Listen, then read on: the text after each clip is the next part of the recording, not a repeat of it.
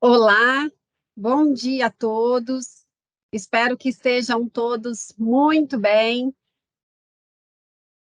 Quero iniciar. A gente sempre dá uns 5 minutinhos, né, gente, de tolerância aí para as pessoas, até para a gente recepcionar também, né, o pessoal que fica aqui na sala esperando.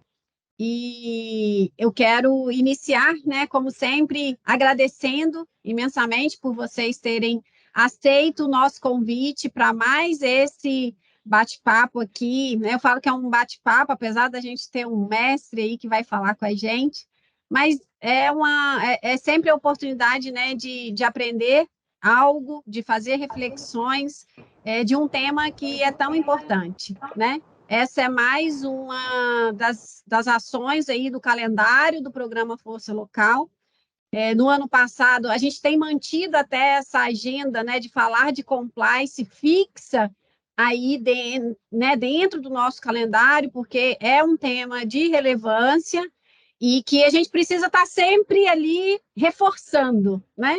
Então, o Cássio, ele já esteve conosco no ano passado e eu sou muito grata, tá, Cássio, pela sua disponibilidade e ele, né, aceitou nosso convite para estar aqui novamente esse ano, reforçando o tema, né? A área de compliance, ela é parceira nossa, tá com a gente também lá na jornada ESG, né, para as empresas que estão com a gente, eles também são parceiros nossos lá na jornada. Então, já deixo aqui, tá, Cássio, meu agradecimento, né, a você e a todo o seu time que tem estado conosco aí nesse propósito, né, de contribuir com o desenvolvimento dos fornecedores locais, né, do nosso território. Então, deixo aqui também a minha gratidão a você e a toda a sua equipe e a todas as pessoas que se programaram para estar aqui com a gente, né, nessa manhã, para ouvir um pouquinho aí, né, do que o Cássio tem, né, para compartilhar com a gente. Então, eu vou passar a palavra para ele e ele é quem vai nos conduzir aqui nessa manhã. Cássio. Obrigado, Elis. Primeiro, bom dia a todas as pessoas que estão aqui hoje, né? Para a gente é sempre um momento muito especial poder falar, né, de compliance um pouco, contar um pouco de história de compliance, o que que é compliance, por que que a gente faz isso, né? E agradecer as palavras da Elis, porque hoje, gente, eu falo o seguinte: o primeiro papel do profissional de compliance é ser parceiro das áreas. E essa parceria com suprimentos, ela foi muito fortalecida, né? O Força Local é uma prova disso, a gente participar junto, né? Dar essa oportunidade para a gente estar junto, conhecer quem são as empresas que estão aí conosco. E para a gente é sempre um prazer enorme, porque além de falar um pouco, a gente costuma aprender, né? Então, muitas vezes vem dúvidas, vem perguntas que nos fazem refletir o que que a gente tem feito, como que a gente pode melhorar, onde a gente pode melhorar. Então, essa oportunidade ela é muito boa de estar aqui com vocês. Deixa eu compartilhar minha tela.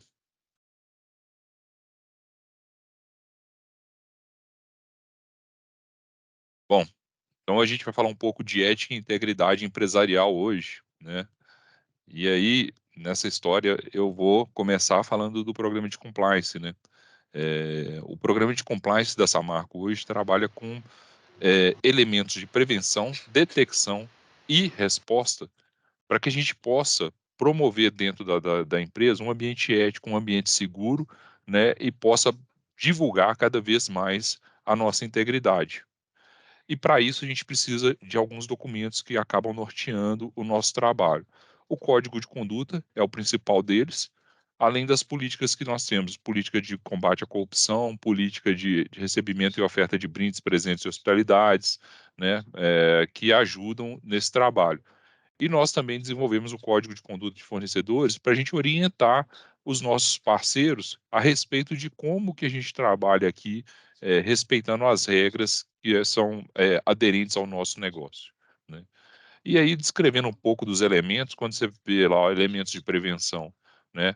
O código de conduta é um elemento de prevenção, políticas de compliance, comunicação e treinamento, gestão de riscos, fraudes, de corrupção e antitruste, a due diligence dos fornecedores e parceiros, a gestão daqueles parceiros que são intermediários diante de agentes públicos, né? A análise dos contratos, que é o Escalation Protocol, Ou seja, o elemento de prevenção é o trabalho que a gente faz para demonstrar quão íntegro a gente tem que fazer o trabalho. Ele é o trabalho inicial, é a imagem que a gente passa para poder ter uma segurança dentro da empresa. O elemento de detecção já é quando tem alguma coisa acontecendo e a gente precisa entender o que que é que está acontecendo, né? E aí a gente tem o canal de ética, os registros de não conformidades em reuniões, os relatórios de não conformidade, os monitoramentos que são feitos com os desembolsos da empresa, né? Então a gente vai avaliar aquilo que está acontecendo para entender, detectar e entender como que a gente pode tratar, para depois ter a resposta, que é o elemento de resposta, que vai ser gerado um plano de ação para poder trazer uma melhoria, né? Fazer a gestão de consequência caso haja uma irregularidade cometida por uma pessoa, por alguém, né? E os relatórios que são emitidos. Então, o programa de compliance da Samarco hoje, ele gira em torno desse trabalho, em cima desses 3 elementos. Ele que nos ajuda a conduzir esse processo. E um ponto de extrema importância, né, a gente fala que o compliance ele é baseado em pilares, né, e aí eu não vou falar de todos os pilares com vocês, porque, fica muito técnico, não é o que eu quero aqui, né, mas eu acho que o primeiro mais importante pilar do programa de compliance, que é o Tone from the Top, que é o tom vem de cima, né, é um pilar que é de extrema importância. Por quê? Toda empresa, ela se constrói, ela se transforma, né, se constrói mesmo em cima de seus valores. A Samarco não é diferente. A Samarco, ela gira em torno de seus valores de respeito às pessoas, de segurança, integridade e mobilização para resultados. E aí, a gente precisa ter exemplos de pessoas que possam multiplicar a importância de valorizar esses valores, né, apesar da redundância. Mas o tom vem de cima significa que os maiores exemplos que nós temos dentro da empresa são as pessoas que lideram a empresa. Então, os nossos diretores, os nossos conselheiros, eles têm que comprar essa ideia de que os valores da Samarco são essenciais para o crescimento da empresa, para a construção da empresa, né, para que o negócio ande corretamente. E aí, a gente sempre pede muito o apoio das direção da empresa, então nós temos muita participação dos diretores, dos conselheiros, que são sempre falando um pouco sobre o assunto, da importância de se, eh ter esses valores em mente, para que a gente possa cada vez mais ter um trabalho mais ético, mais íntegro, né, e poder prosperar dentro do nosso negócio. E para falar um pouco hoje de compliance, eu queria mudar um pouco o aspecto. Eu queria trazer para vocês um pouco de aula de história dentro do compliance aqui. Então hoje eu vou focar num trabalho diferente para mostrar para vocês como que a gente constrói um programa de compliance, por que que a gente resolveu construir um programa de compliance, de onde que veio essa ideia, né. Então é uma evolução histórica aí do combate à corrupção. O compliance ele surgiu em cima do combate à corrupção, né, então, o nome compliance apareceu a partir do momento que houve uma ideia de que haveria necessidade de se combater corrupção, eh, porque vem de uma palavra em inglês, né, estar em conformidade, né, e aí, em 1913, nós tivemos a situação nos Estados Unidos, de normas para atuação no sistema financeiro, né, que nós tivemos uma crise financeira nos Estados Unidos, antes da crise de 29, que gerou um impacto muito grande nos bancos, por causa de corrupção, e ali já foi a primeira ideia de combate à corrupção. E isso foi uma ideia que andou aí durante muitos anos, quase 60, 59 anos, até o ano de 1972, que foi o ano de eleição, para presidente dos Estados Unidos, né, nós estava se preparando um ano de eleição, Richard Nixon, que era o presidente dos Estados Unidos, ele estava concorrendo para a reeleição, e ocorreu aí o escândalo de Watergate, que é um escândalo famoso em que, pessoas ligadas a Nixon tentaram, burlar o sistema, situações que foram criadas para poder desmerecer o outro candidato. E no final das contas, Nixon ganhou a eleição, né. Só que esse escândalo foi à tona, foi um escândalo gigantesco dentro dos Estados Unidos, foi um escândalo que gerou o pedido de impeachment de Richard Nixon, que seria o primeiro presidente da história dos Estados Unidos a sofrer o impeachment, mas ele não sofreu porque ele pediu para sair antes da hora. Ele simplesmente desistiu do cargo. E em 1974, Richard Nixon saiu da presidência dos Estados Unidos. E esse escândalo ficou muito marcado dentro dos Estados Unidos porque também envolvia o pagamento de propina relacionado às empresas americanas para ganhar mercado fora dos Estados Unidos. Então, uma empresa americana que queria, vou dar um exemplo bem grosseiro, uma empresa americana que queria entrar num país da África, construir um país da África. E aí um governo africano cobrava uma taxa assim, né, para poder instalar lá uma taxa que era direto para o bolso de um governante. Eles pagavam aquilo e eles tinham um tipo de um desconto fiscal depois que eles comprovassem o pagamento daquilo, porque eles estavam usando aquilo para poder falar que estava pagando para poder implementar empresas americanas fora dos Estados Unidos. E veio em 1977, né? Eu brinco que a primeira lei de combate à corrupção, uma das mais fortes, eu sou da mesma idade que ela e essa marca é da mesma idade que ela. 1977 foi o ano que nasceu essa marca, eu nasci e a lei nasceu. Então, né, fica fácil de lembrar a data dessa lei. A lei Foreign Corrupt Practices Act são os atos de corrupção praticados no exterior, que foi uma lei que proibiu que empresas americanas pagassem propina fora dos Estados Unidos. Só que era uma lei americana, né? Uma lei que surgiu nos Estados Unidos. Ela tinha valor dentro dos Estados Unidos para empresas americanas. E isso perdurou durante muitos anos. E durante a década de 80, as empresas americanas começaram a perder mercado para as empresas europeias. E aí, aquele exemplo que eu dei aqui serviu muito para muitos países. Na Alemanha, por exemplo, empresas alemãs tinham benefícios fiscais desde que elas comprovassem que o pagamento de propina em outros países foi para a implementação de uma empresa alemã, né? E isso era legal. Então, pagamento de corrupção, né, de valor de corrupção, de suborno, fora da Alemanha, eram benefícios fiscais para as empresas alemãs.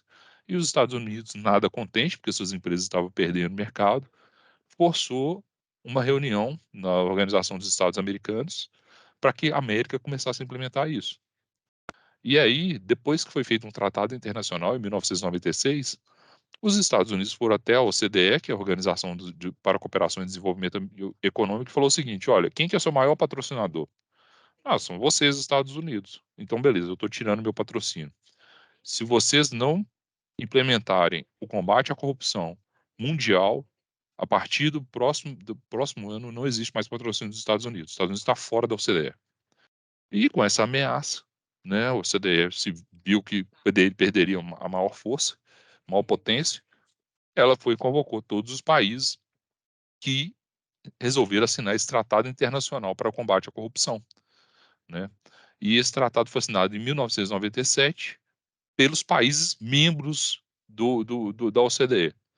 Só que o Brasil não é membro da OCDE. O Brasil estava lá, a gente brinca que o Brasil estava lá de gaiato e acabou tendo que assinar o tratado e caiu como uma luva esse tratado dentro do Brasil, né? Então, a partir da assinatura desse tratado, foi estabelecido um prazo de 15 anos para que os países criassem suas leis de combate à corrupção. E aí, em 98, os Estados Unidos emendaram a sua lei de combate à corrupção para poder dar mais rigidez. Então, a partir de agora, não só as empresas americanas, mas todas aquelas empresas que negociam em dólar ou que tenham ações listadas na Bolsa de Nova York, também responderiam. Então, ela aumentou o número de empresas que poderiam sofrer esse impacto. Em 2001, o Departamento de Justiça americano, de novo, falou sobre a questão de penalizar empresas estrangeiras que estivessem fazendo esse tipo de negócio pelos Estados Unidos. Em 2003, foi feita uma ação pela ONU de combate à corrupção, né? Em 2010, nasceu a lei mais robusta de combate à corrupção, que é a lei britânica. Em 2013, nasceu a nossa lei, a Lei Brasileira de Combate à Corrupção. Então, isso aqui é a evolução histórica do como foi nascendo essas leis de combate à corrupção. E aí um pouco do que foi a Convenção das Nações Unidas, né, do combate à corrupção, deram um destaque muito grande à questão de integridade, transparência e prestação de contas. E o que é importante, né, foi determinado em um dos parágrafos que os estados devem adotar sistemas de seleção e recrutamento com critérios objetivos de mérito, tomar medidas para aumentar a transparência no financiamento de campanhas de candidatos e partidos políticos, desenvolver códigos de condutas que incluam medidas de estímulos à denúncia de corrupção por parte dos servidores e de desestímulos de recebimento de presentes ou de qualquer ação que possa causar conflito de interesse. Então, assim, aqui, nessa frase aqui, ó, só nessa frasezinha aqui, ó, devem desenvolver código de conduta que inclua medidas de desestímulo à corrupção por parte dos servidores e desestímulo de recebimento de presentes, já justifica por que hoje a Samarco tem um código de conduta, uma política de combate à corrupção e uma política de oferta e recebimento de brindes, presentes e hospitalidades, né? Isso é uma exigência que foi legal para as empresas que queiram fazer negócio fora da sua fronteira. E aí, algumas medidas que foram adotadas, né, pelos países que são signatários, né, desenvolver padrões de auditoria e contabilidade para as empresas. Então, hoje a gente vê uma auditoria forte nas empresas, né, avaliando a situação das empresas. Prevenir situações de conflito de interesse. Então, a gente sempre avaliando o conflito de interesse, o que que é o conflito de interesse, como que ele é parte do dia a dia, né? Então, não contratar empresas de parentes, né? A pessoa direta não contratar empresas de parentes, né? Não ter hierarquia entre pessoas próximas, parentes, né? Um pai e um filho sendo um líder e liderado. Promover a cooperação entre aplicadores de leis e empresas privadas, né? E aqui eu já vou entrar num exemplo mais na frente, mas eu vou para explicar um pouco mais. As questões de sanções civis, administrativas, criminais, efetivas, né? E aí a gente conhece o que foi a Lava Jato, a gente viu quantas multas foram pagas, prisões e tudo mais. Proibir a existência do Caixa 2, né? Então acabou com a história do Caixa 2 e desestimular isenção ou redução de impostos e despesas consideradas com suborno, que é aquela situação da Alemanha, né, que eu falei. Então, a gente viu que foi cobrado dos países ações para combater a corrupção. E para comprovar que as legislações elas estão bem em linha, né? Eu pego a lei americana lá de 1977, ela falava de ter procedimentos escritos e código de conduta, então ter políticas e código de conduta, nomear a figura do responsável de compliance, que é o nome é compliance officer, fazer treinamentos, né? Ter procedimento de monitoramento e auditoria definido, ter um canal de denúncia, mecanismos disciplinares, né? Ter uma política de consequência bem definida, apurar e corrigir aqueles erros que são cometidos. E aí você pega lá na lei britânica, que também fala de novo, procedimentos escritos e bem definidos, comprometimento do alto escalão, que eu comecei falando, né, de ter a responsabilidade do tom vindo de cima, né, fazer uma avaliação de risco bem feita para entender quais são os riscos da sua empresa, fazer a due diligence dos internos, dos terceiros, né, fazer uma comunicação em treinamentos efetivos, monitorar a revisão. E aí a lei brasileira seguiu esse mesmo padrão, né? Então ela cobra das empresas um comprometimento da alta direção, padrões de conduta, código de ética, políticas e procedimentos, treinamentos periódicos, análise periódica de risco, registros contábeis, controles internos, independência e estrutura de uma área de compliance, canal de denúncia, medidas disciplinares, procedimentos, né, diligências apropriadas para contratação, que fazer as due diligence, monitoramento contínuo do programa de integridade. Então, você pega a lei e pega o que é o programa de compliance da Samarco, a gente nada mais faz do que cumpre a lei. Hoje, né, um programa de compliance é o cumprimento basal da lei. Então, a gente pega aquilo que a lei nos pede e faz, para que a gente não tenha nenhum tipo de risco dentro da empresa, né? Isso também é uma maneira de se mitigar os riscos que existem relacionados à questão de compliance. Pessoal, eu vou falando, mas se vocês tiverem dúvida, fique à vontade para perguntar, quiserem abrir o microfone para comentar, estou à disposição, tá? E a gente tem que pensar o seguinte, né? Fator humano. Tudo que acontece por uma ação de uma pessoa. né? A empresa não tem vida própria. A gente precisa entender que as pessoas, elas é que vão conduzir todo um processo, toda uma situação de uma empresa. E aí eu coloquei alguns fatores, né, que a gente precisa, umas ações de estratégia de prevenir e eliminar a corrupção, que é mapeamento das contingências e análise de riscos. Análise de risco é uma análise do seu negócio. Qual é o meu negócio? Ah, eu sou uma loja, né, que eu vendo ferramentas. Então, meu papel é só vender ferramentas. Mas eu adquiro essas ferramentas de um local apropriado, é legal, né? É, eu faço muita transação em dinheiro que pode gerar alguma dúvida. Como que eu estou fazendo essa transação? Eu recebo alguma proposta para poder vender no maior preço se meu preço é X para vender por 2x, porque uma empresa quer ganhar em cima disso, ou então uma pessoa quer ganhar em cima disso. Então é muito desenvolver quais são os riscos que eu posso tratar dentro da minha empresa. Capacitar agentes, né? A gente fala o seguinte: nem todo mundo vai ter condições de ter um programa de compliance, nem todo mundo vai ter condições de ter um canal de denúncia, né? A empresa, a lei, ela é muito clara que as pequenas as microempresas e as pequenas empresas, elas não estão obrigadas a cumprir 100% daquela regra, porque sabe que o custo às vezes é alto para a empresa. É importante que tenham pessoas responsáveis da empresa que façam esse trabalho de ter uma responsabilização pela conferência, pelo que é correto, que treine e capacite as pessoas sobre a questão de integridade, de seguir regras, de respeitar regras, né? Um código de conduta é um documento que é mais fácil de conduzir, de construir, né? Para a gente ter um documento próprio da empresa, né? Desenvolvimento e reforço permanente. Então, sempre falar com as pessoas sobre a importância de ser íntegro, ser transparente, né, passar os valores éticos, né, aí, no caso, o comitê de ética é algo também que já está mais ligado a uma questão de ter um canal de ética, de ter um canal de denúncia. Então, assim, é mais com a intenção de ter pessoas que possam ajudar a resolver os problemas depois que eles forem descobertos, né, que eles forem detectados. E a questão da entrevista demissional, né? Então, se você tem alguma situação de saindo alguma pessoa da sua empresa, você conversar com essa pessoa para entender por que ela está saindo, né? Qual que é o que aconteceu, se tem algo que possa ser feito para melhorar, ouvir a pessoa, né? Ter uma visão de quem também já passou pela sua empresa. Alguém sabe que carro é esse aí? Pode abrir e falar se quiser.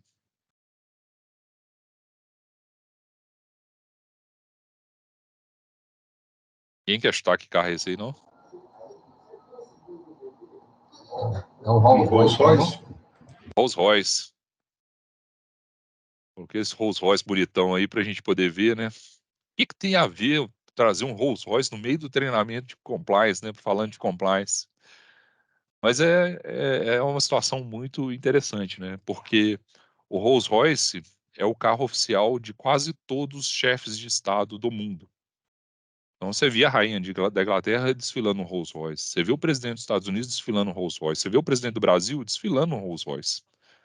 Né? A marca ela é ligada a status, a poder. Só que a Rolls-Royce, ela nasceu como uma fábrica de motores. A Rolls-Royce era uma empresa que fabricava motores e turbinas, né? Turbinas de avião, turbinas de plataformas, né? E aí o que que aconteceu? A Rolls-Royce foi uma das empresas que seus contratos foram pegos na Lava Jato como pagamento de propina. A Rolls-Royce pagou valores altíssimos de comissão, aproximadamente 9,3 milhões de dólares para intermediários da Petrobras, para conseguir ganhar contratos. Isso foi mais ou menos 10% do contrato que ela ganhou. Então, a Rolls-Royce, ela foi uma das empresas investigadas na Lava Jato, quando entraram dentro da Petrobras para poder fazer essa avaliação. E a Rolls-Royce foi investigada não só no Brasil, mas ela foi investigada em Angola, né, por ter usados lobistas para conseguir contrato. Na Índia, né, não declarou o pagamento de lobistas, e era obrigatório no país. Na Indonésia, que ela pagou para o governo para poder conseguir contrato. Na Arábia, que ela enfrenta denúncias desde 1990. E na China, que também houve uma situação de pagamentos para o Partido Comunista. Ou seja, uma empresa que é sinônimo de status, que é sinônimo de grandeza, né, de poder, né, estava envolvida em diversos casos de corrupção. E o que isso resultou?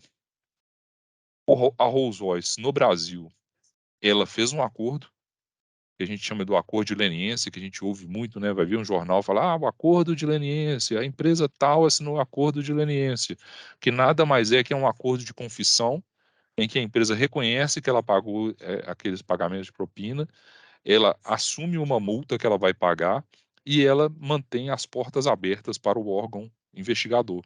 Então, assim, o Ministério Público tem livre acesso aos documentos da Rolls-Royce durante um período X de anos para entender se eles continuam fazendo aquele tipo de pagamento ou não. Então, a empresa ela foi correta no final porque ela entendeu que fez errado. Olha, cometi o erro, paguei, quero aqui assumir minha culpa, vou pagar minha multa, estou fazendo esse acordo com vocês. Mas a questão é que a Rolls-Royce é uma empresa inglesa, listada na Bolsa de Nova York. Eu passei com vocês aqui a legislação americana, inglesa, brasileira. Ela cometeu a corrupção no Brasil, mas a corrupção foi em dólar. Ela teve que fazer um acordo com o Departamento de Justiça americano por causa da corrupção no Brasil, por ter pagado propina em outros países, aqueles outros países todos, e aí mais uma multa. Ela teve que fazer um acordo com o Departamento de Justiça, que é o Serious Fraud Office, né, que é o escritório de combate à fraude da Inglaterra, né? E aí no Brasil a multa foi 25,58 milhões de dólares, que é o valor dos 9 milhões atualizados. Mas nos Estados Unidos o valor da multa foi 170 milhões de dólares. E na Inglaterra a multa foi 497 milhões de libras, né? Então, assim, o negócio dela, que rendeu aí contratos de 100 milhões, foi todo devolvido em dinheiro em multas.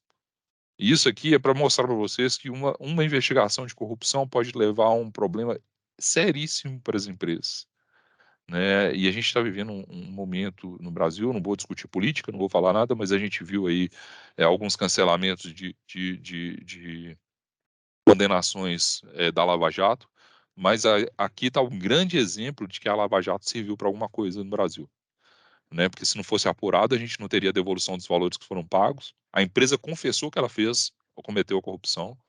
Nós tivemos investigações feitas pelo Departamento de Justiça americano, não só na Rolls-Royce, mas na Odebrecht, na Petrobras, que são as empresas que pagaram as maiores multas de corrupção da história dos Estados Unidos, né?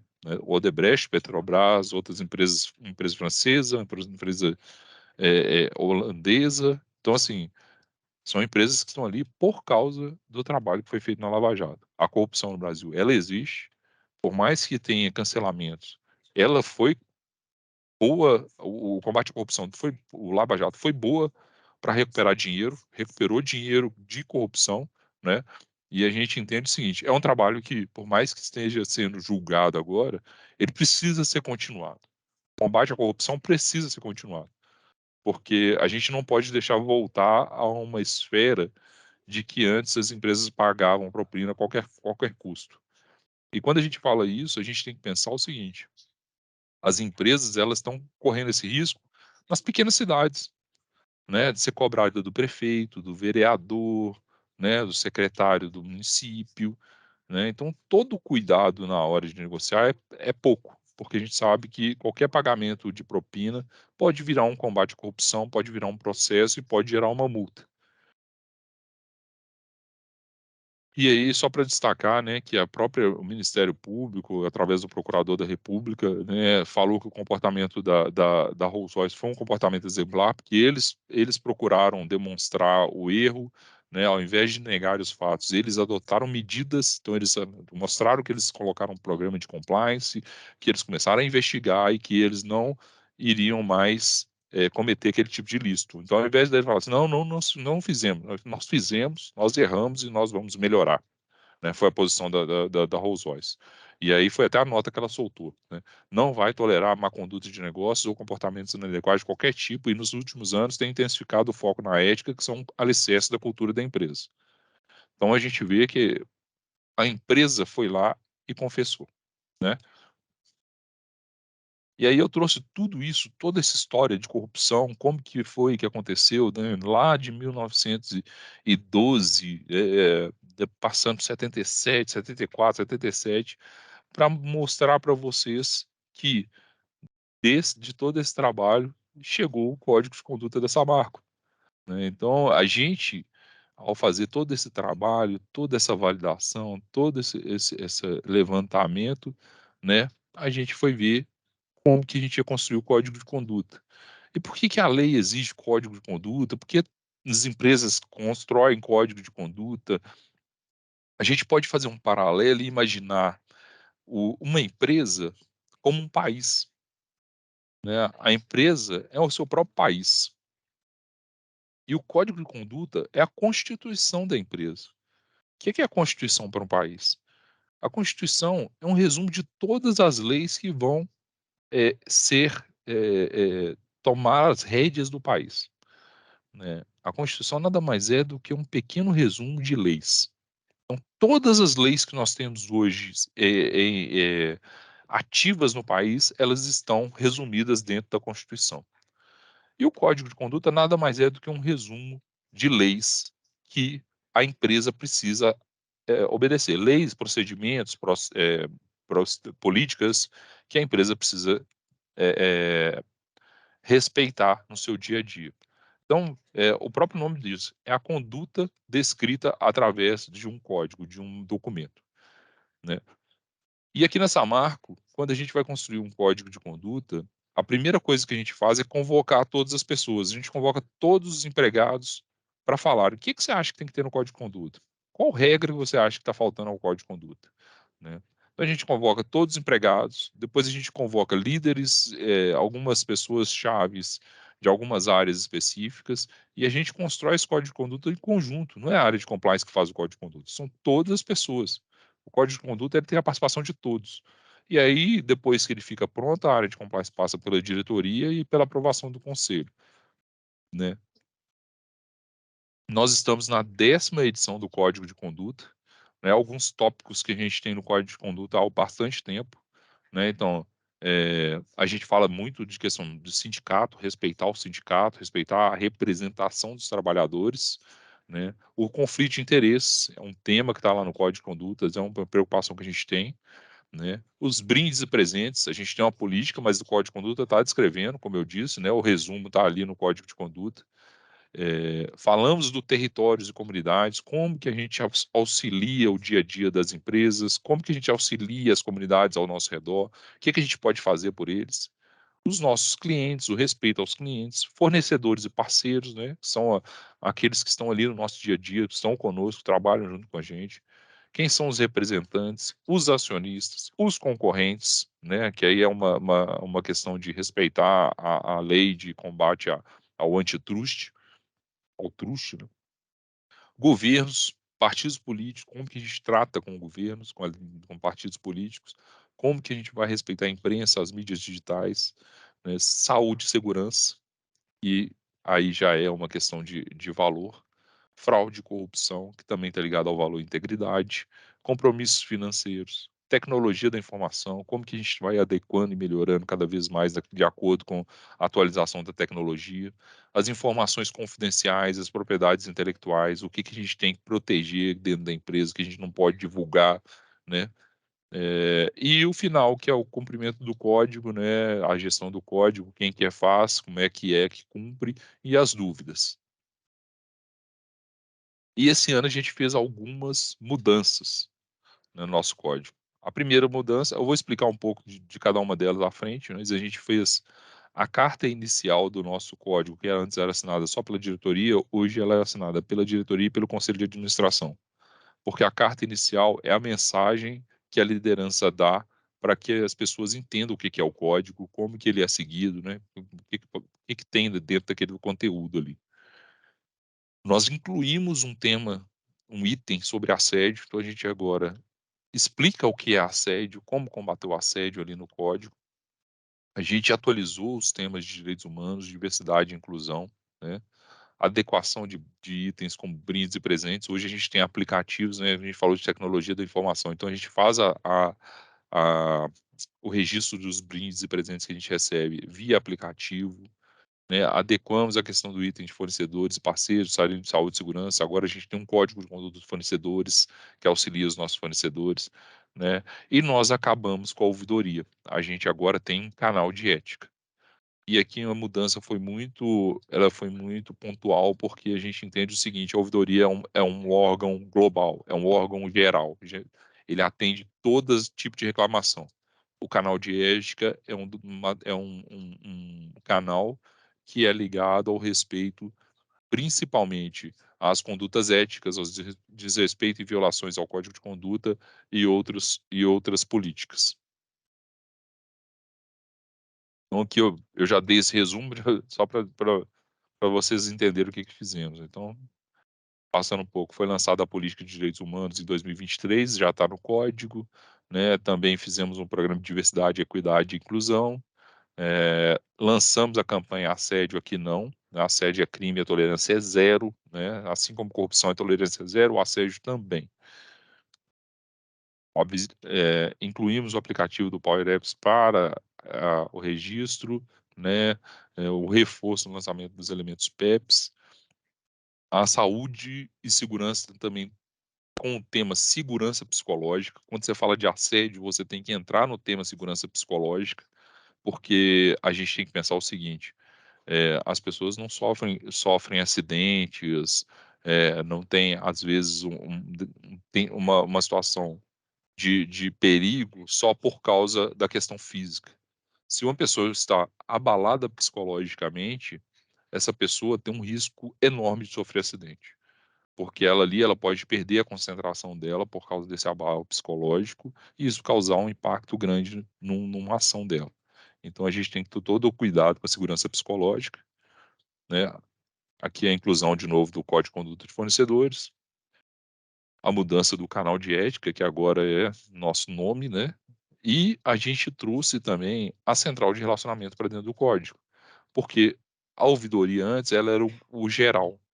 Hoje a gente tem o canal de ética e a central de relacionamento. Então, se você quer fazer alguma reclamação, algum elogio, né, algum pedido, é a central de ética a central de relacionamento que vai te ajudar.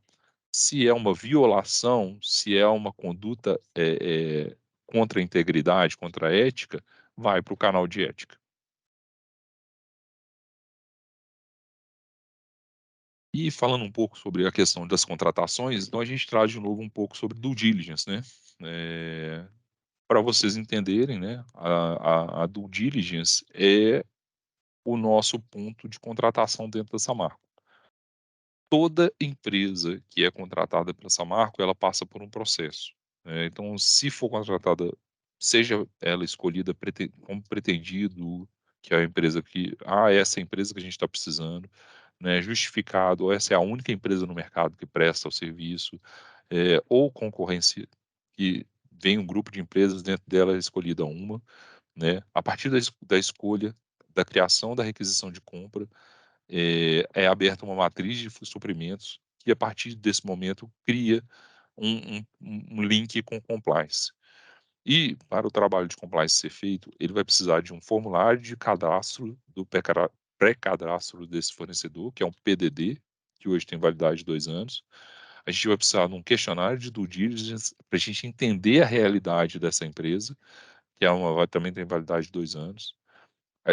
Assim que entra no sistema, a gente roda uma mídia, que é a avaliação de sistema mesmo. A gente procura na internet a respeito da empresa, para a gente poder entender quem é a empresa que está entrando para trabalhar conosco.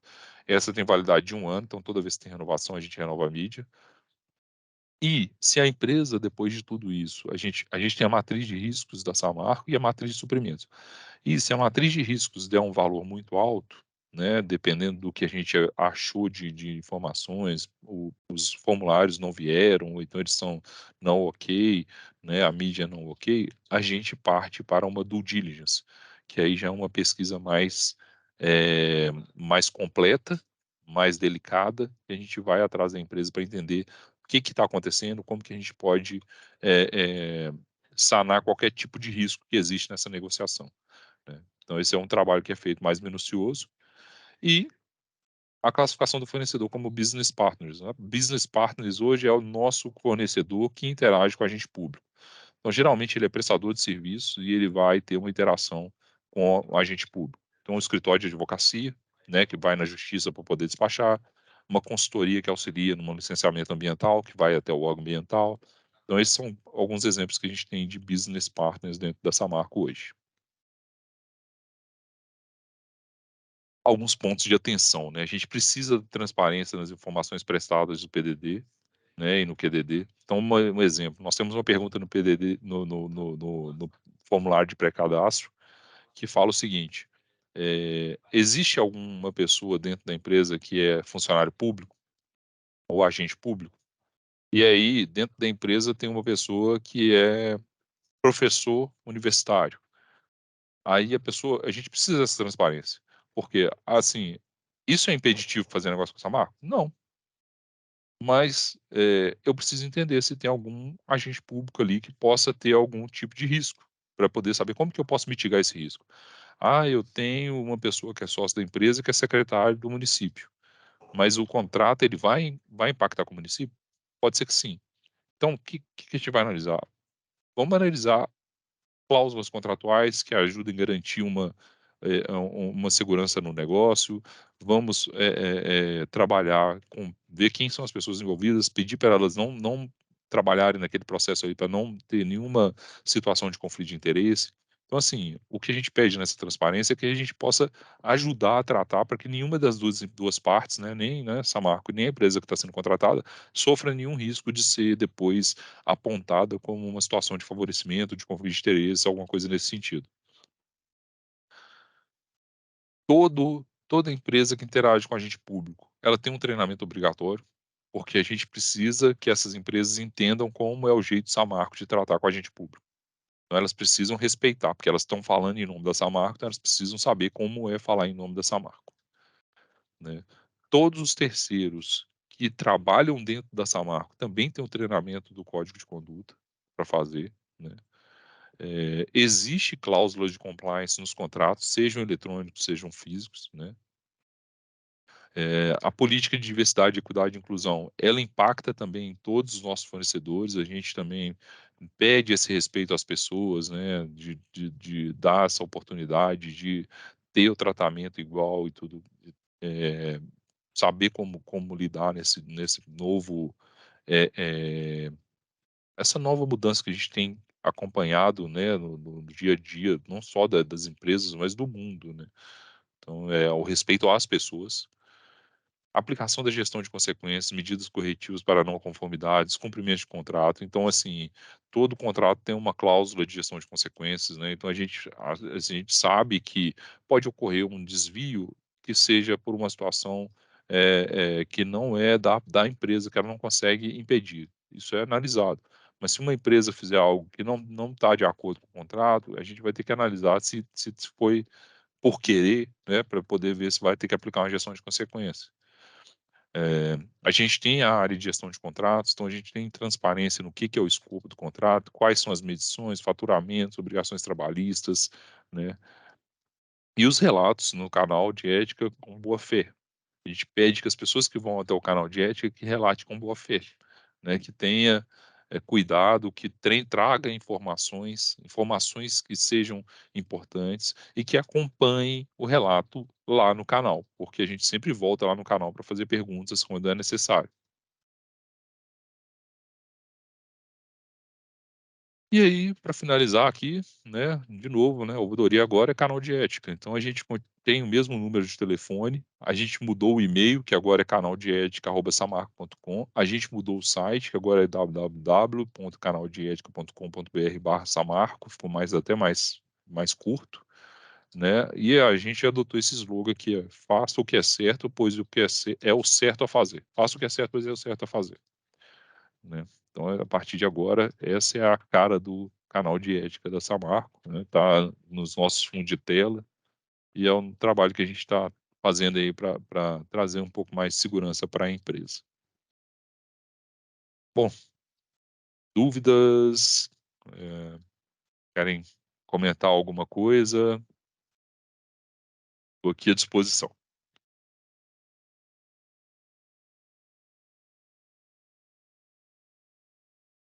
A gente sabe que é muito conteúdo, né, Cássio? Mas eu acho que é uma excelente oportunidade, gente. Cássio né, é o nosso gerente, né, que é o guardião de tudo isso, assim, tem total experiência. Eu acho que até dúvidas de vocês também aí, né, da empresa, de como que vocês estão tratando o assunto, esse tema, né? Aproveitem, uma excelente oportunidade.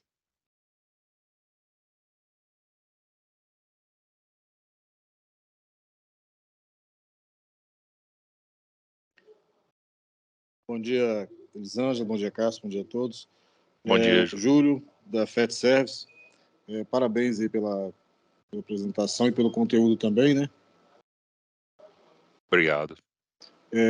Mas para informar, esse tema nós estamos tratando internamente aqui na empresa.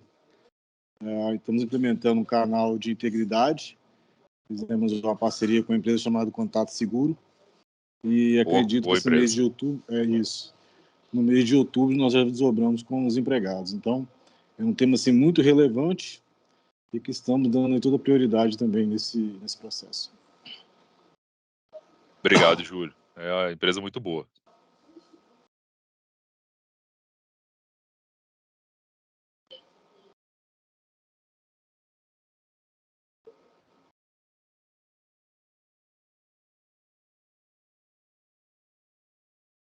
Ô, Cássio, talvez assim, a gente tem, né, empresas aqui participando com a gente de diferentes tamanhos, né, né, que estão em portes diferentes.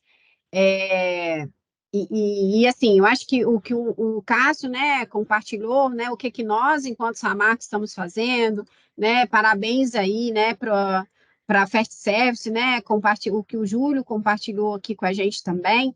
Mas eu acho que é muito importante, assim, a mensagem não é falar assim, então eu tenho que sair daqui, a gente tem que ter um canal, a gente tem que ter, né, às vezes a minha empresa é pequena, eu não tenho ainda, tá? Então, assim, eu acho que se você pudesse reforçar mais algo nesse sentido, Sim. sabe, Cássio, assim, não é, né, não é isso, porque às vezes você pode, né, você tem práticas que podem ser implementadas que estão alinhadas, né, às diretrizes de compliance, tá, gente? Então, é mais a gente ter, né, essa visão do tema nas proporcionalidades, digamos assim.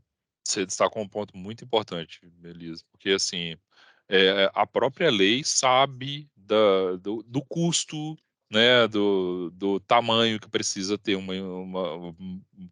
uma área, né, para poder cobrar de quem eles vão cobrar de ter um programa de compliance robusto, né? E assim, quem somos nós para poder julgar as empresas pelo ter ou não um programa de compliance? Tanto é que dentro da Samarco hoje, o nosso canal de ética, a gente recebe um número muito maior de denúncias, de relatos de nossos terceiros, né? Porque muitos deles às vezes não têm o seu canal, aí o nosso canal é usado e com isso a gente trata junto com a empresa, ajuda a empresa a tratar, né? A ideia é até reforçar essa parceria. Vocês podem ter essa tranquilidade de que o canal de ética da Samarco é um canal de apoio para as empresas que não podem ter um canal de ética pela questão do aumento de custo, né, do orçamento e tudo mais. Além disso, o que a gente sempre fala, né, e é um trabalho que a gente está pensando em desenvolver, é de repente você desenvolver um código de conduta. Não precisa desenvolver nada que seja muito criterioso, né? Vou ter todas as políticas. Não, tem um código de conduta só para você mostrar que a sua empresa tem um direcionamento. A sua empresa tem uma regra a cumprir, né? E é mais para vocês poderem também dar essa mensagem de que vocês sabem sim da importância de um trabalho íntegro e a parte de vocês estão fazendo. Não significa, é obrigatório? Não, não é obrigatório, é uma boa prática, né? E o custo disso é quase nada, né? Qualquer pessoa pode construir um código de conduta, você pode ir até na internet, buscar outros códigos, entender, você procura empresas que são do mesmo ramo que você, veja como é feito um código, avaliar e construir, pode contar com a nossa ajuda, né? A gente também está sempre disposto a ajudar, né? Esse é um papel que a gente faz aí. Juliana levantou a mão. Isso. Sim, bom dia a todos. Eu gostaria de compartilhar, né, que a gente, esse ano passado, participou de um trabalho com a Fundação Renova, onde a gente foi escolhido para fazer o processo de compliance, né? Eles nos forneceram todo o apoio de um escritório de advocacia para implementar aqui, né, o programa de compliance. E eu gostaria também de agradecer, né, a Samarco essa possibilidade das empresas pequenas poderem, né, atender às normas legais, trabalhar corretamente, respeitando, né, os funcionários, né, e as normas e leis vigentes. E Juliana, grata por compartilhar. Fala o nome da sua empresa, por favor. É a Refrigeração Linhares. Refrigeração Linhares. Legal, que é fornecedora nossa também, né? E é isso, né? Eu acho que é um processo, né, Juliana? Né? Que bom que vocês tiveram essa oportunidade, né, de participar lá. O que eu falei no início, né? Assim, eu acho que a gente tem algumas empresas também que estão com a gente aqui, né? Que está participando aí da jornada ESG na revisão do Código de Conduta, tá? Que nós estamos ajudando aí, né? As empresas nesse processo de revisão, e é uma parceria aí, né, com a equipe do Cássio, e nos olhar assim, a gente não está aqui, né, com o propósito de apontar o dedo, né, né, assim, o nosso propósito, né, Cássio, é contribuir, né, porque a gente entende que quando os nossos fornecedores estão com as suas práticas, né, aderentes, né, além de garantir toda essa segurança de conformidade, sabe, Juliana, para a sua empresa, ao ser um fornecedor dessa marca, assim, é um ciclo virtuoso, tá? Então, a gente fica muito feliz de alguma forma poder contribuir com a jornada de vocês, porque isso reflete de volta na Samarco, e é isso que a gente busca, né, Cássio? Isso mesmo. Obrigado, Juliana. Eu que agradeço. Mais alguém? Ei, Rodrigo, pode falar. Pode só abrir o microfone. Bom dia, Cássio. Sou da Mega Distribuidora. Na verdade, a gente está atrás desse canal mesmo, porque a gente é uma empresa pequenininha, tá? Estamos em fase de crescimento e a gente, vamos dizer assim, está com medo de errar. E a gente não tem nenhum canal. Eu queria saber se a gente pode mandar e-mail para vocês para tirar dúvida, porque a gente está no programa Força Local.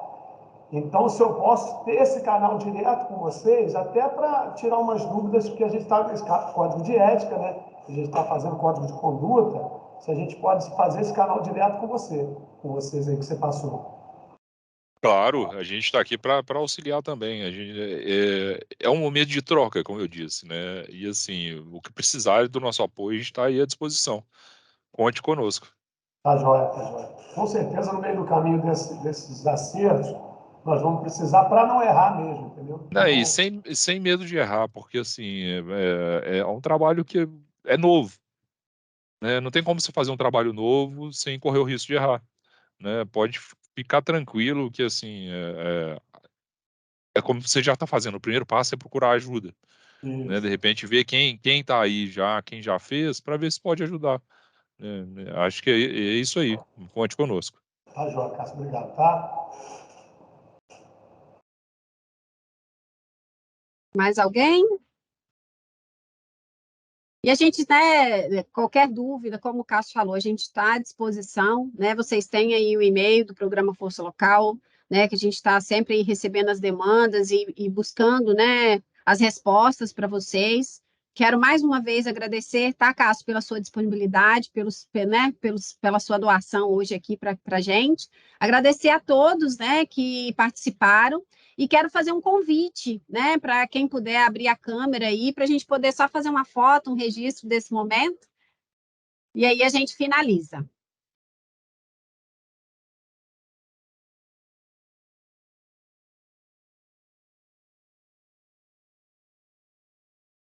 Olá, pessoal. 1, 2, 3 e X. Aqui eu já deu certo. Obrigada pela Gratidão participação a de todos. todos. Bom dia. Fiquem Muito bem. obrigado, pessoal. Ótimo Tchau, dia para tchau. vocês.